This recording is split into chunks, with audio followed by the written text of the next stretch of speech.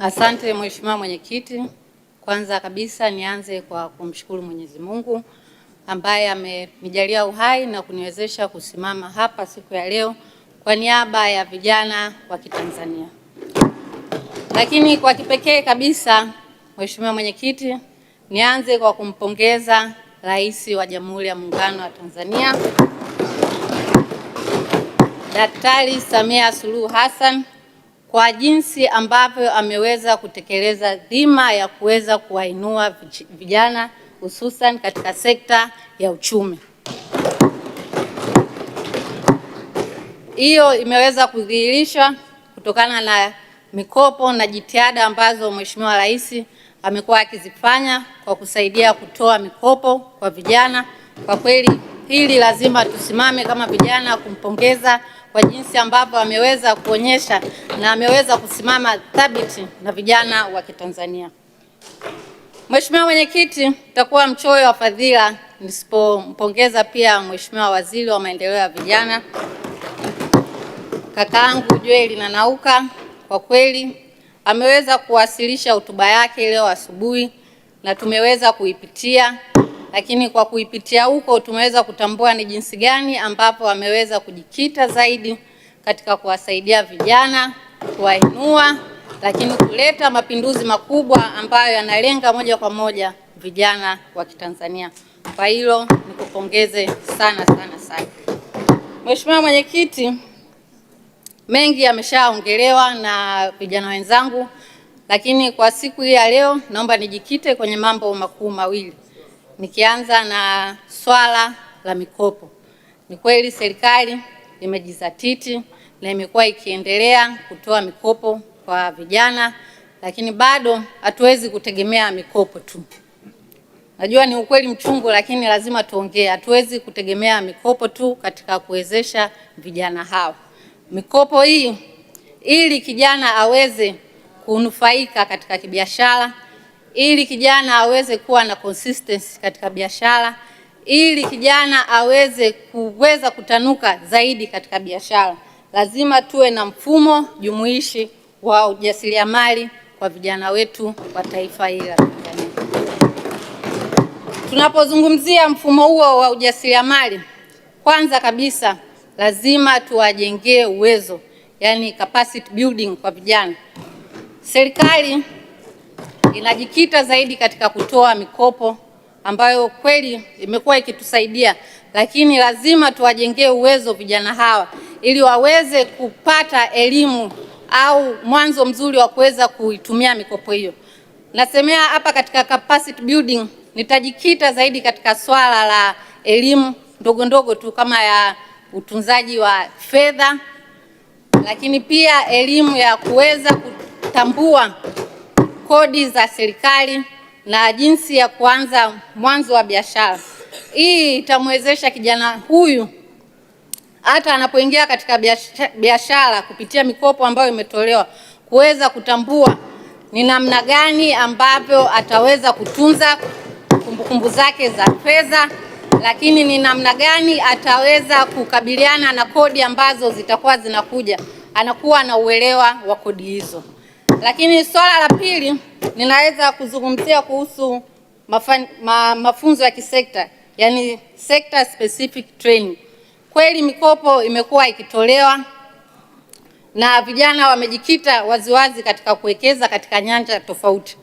Wengine wamejikita katika kuwekeza katika teknolojia, lakini wapo ambao wamejikita kuwekeza katika kilimo, wapo ambao wamejikita kuwekeza katika viwanda vidogo.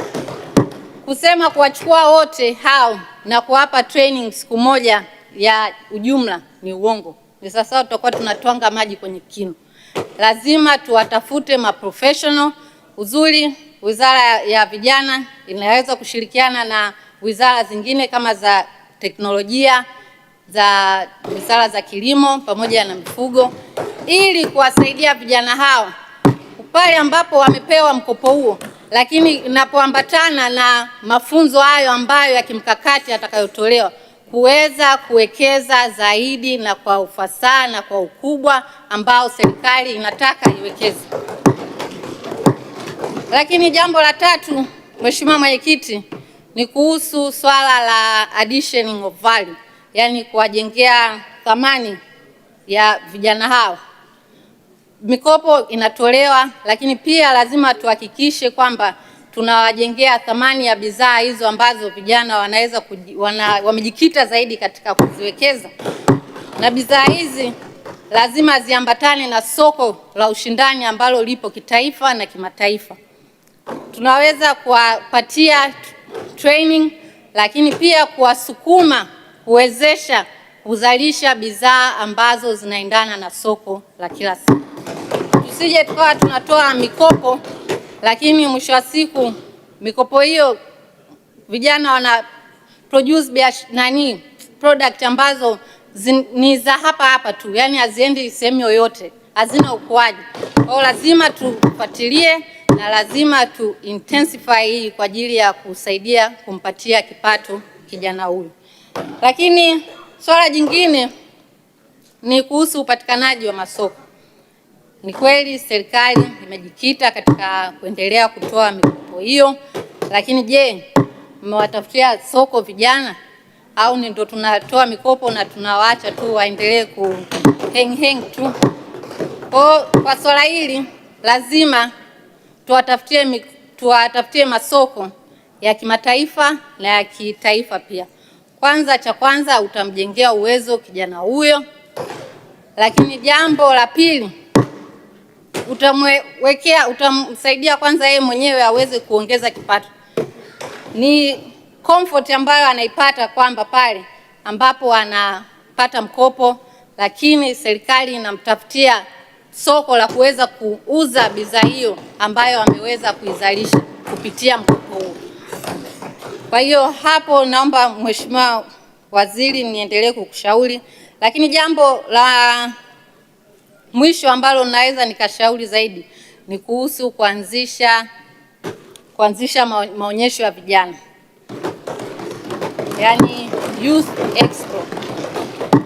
Serikali yetu imekuwa ikisifika kwa kuanzisha maonyesho ya biashara kama Sabasaba ambayo kiuhalisia yamekuwepo kwa miaka mingi, lakini pia kuna maonyesho ya wakulima Nane. Kwa nini sasa isifike wakati na sisi tuwe na maonyesho yetu? Kwa kuwa tumetoa mikopo na tumewawezesha vijana hawa, database tunayo, kwa nini tusiwajengee kuwepo na maonyesho hayo ya vijana? Cha kwanza Mheshimiwa Jessica, muda wako umesha. Basi nimalizie. Naomba nimalizie Mheshimiwa. Malizia kwa kuunga mkono hoja. Nimalizie kwa kuunga mkono hoja. Asante sana.